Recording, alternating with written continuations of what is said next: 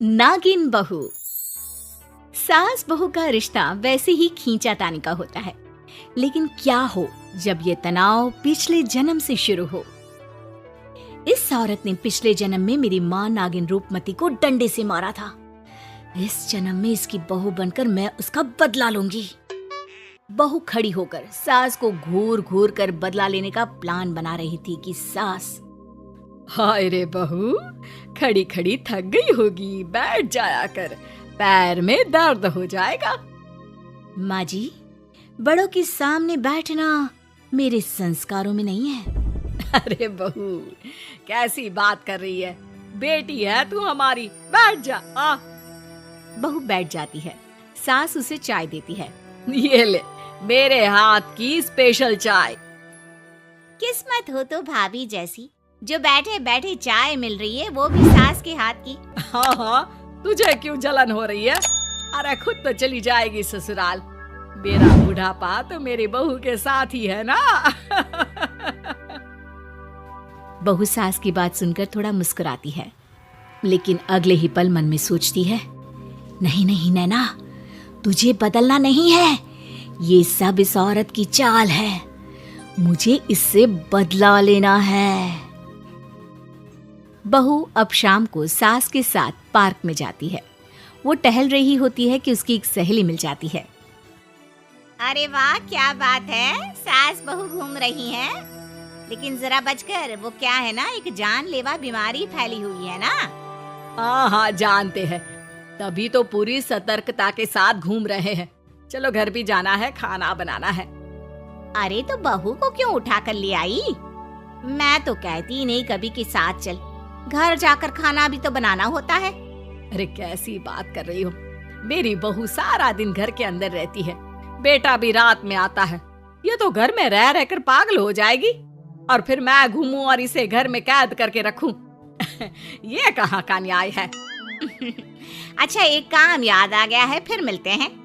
वो वहाँ से बहाना बनाकर चली जाती है। बहू घर आती है और रात को जब सब सो जाते हैं तो वो एक नागिन का रूप धारण कर लेती है।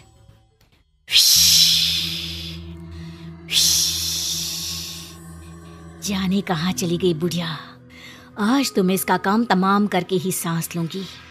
मेरी माँ के साथ जो इसने किया, वही मैं इसके साथ करूंगी।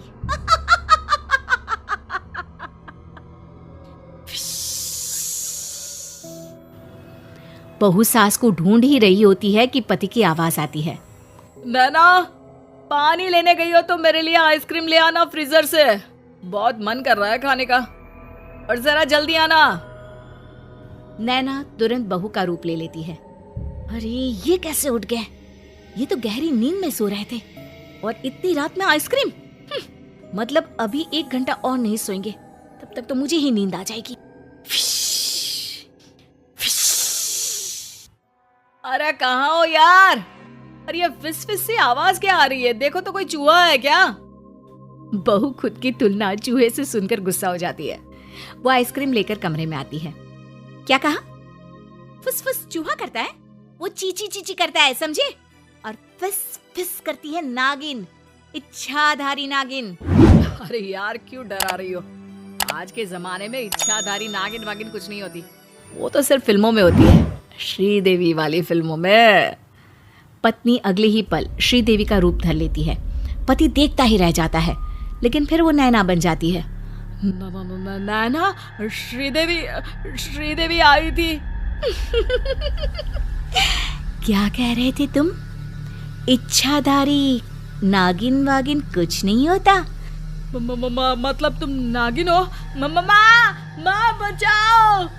नैना डर जाती है और तुरंत पति को बेहोश कर पुरानी बातें भुलाने वाला जादू कर देती है। अगले रोज, अरे यार, ये सर दर्द हो रहा है, लग रहा है जैसे किसी ने जोर का हथौड़ा मार दिया हो। अच्छा, तो बेटा थोड़ी देर और सो ले, रहने दे, आज दफ्तर मत जा, घर पर ही रुक जा। वैसे भी दोपहर में श्रीदेवी की नागिन फिल्म आने वाली है, सारा परिवार साथ बैठकर देखेंगे। पति को मानो कुछ याद आने लगता है। अब श्रीदेवी माँ, कल रात में घर में श्री अरे दिमाग पर इतना जोर मत डालो, वैसे भी कम है। सही कहा बहू। दोनों सास बहू हंसने लगती है। वाह जी वाह, माँ ये भी सही है, बहू आ गई तो बेटे की कोई कदर ही नहीं। ठीक है नैना, वैसे मैं तुम्हारे लिए ये हीरो का सेट लाया था, पर अब नहीं दूंगा। नैना सेट देखकर खुश हो जाती है। दे दो ना प्लीज, सॉरी बस। अरे चल दे दे मेरी बहू को सेट, वैसे भी ये मैंने बहू के लिए ही बनवाया था। सास बेटी से लेकर बहू को दे देती है। हैप्पी बर्थडे बहू। क्या आज नैना का बर्थडे है माँ? और क्या, तुझे तो कुछ भी याद नहीं रहता, बहू ने बताया तो था। नैना की आंख में आंसू आ जाते हैं कि माँ के मरने के बाद किसी ने उसका जन्मदिन मनाया नहीं था। नैना सास की पैर छूती है और फिर, तुम दोनों कहीं घूम आओ, रात का खाना मैं बना कर रखूंगी।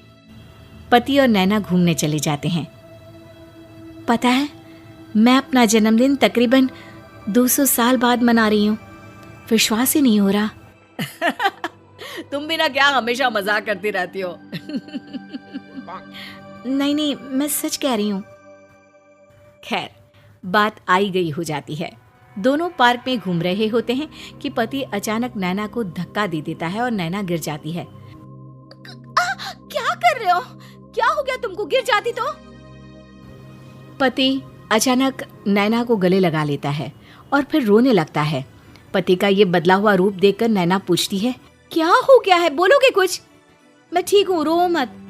पति की आंख लाल हो जाती है। वो नैना को दिखाता है कि उसके पैर के पास से होता हुआ एक सांप निकल जाता है। बाप रे, ये काट लेता तो मैं मर ही जाती। नहीं, मैं तुम्हें कुछ नहीं होने देता। मैंने अपने पिता को सांप के काटने से ही खोया है। माँ आज तक संभल नहीं पाई है। नैना हैरान हो जाती है। क्या हुआ था आपके पापा को? मेरे जन्म के सिर्फ 2 महीने बाद ही मम्मी के सामने एक सांप ने पापा को जकड़ लिया था।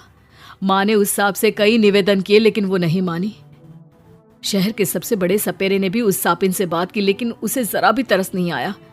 सिर्फ मजे लेने के लिए उसने मेरे पिता को मार डाला। ये बात नैना की माँ की हो रही थी। फिर तो तुम लोगों ने उस सांप को मार दिया होगा ना? नहीं, हमने नहीं, उस सपेरे ने। माँ ने तो बहुत मना किया कि जंतु है ना, उसमें भी जीव है, और वैसे भी हमारे संस्कार में सांप को मारना ठीक नहीं माना जाता। नैना को अपनी गलती का एहसास होता है। वो रोने लगती है। अरे क्या हो गया पगली, बचा लिया है मैंने तुम्हें, कुछ नहीं होने दूंगा। सही कहा, मुझे बचा लिया तुमने इतने अच्छे परिवार को खोने से।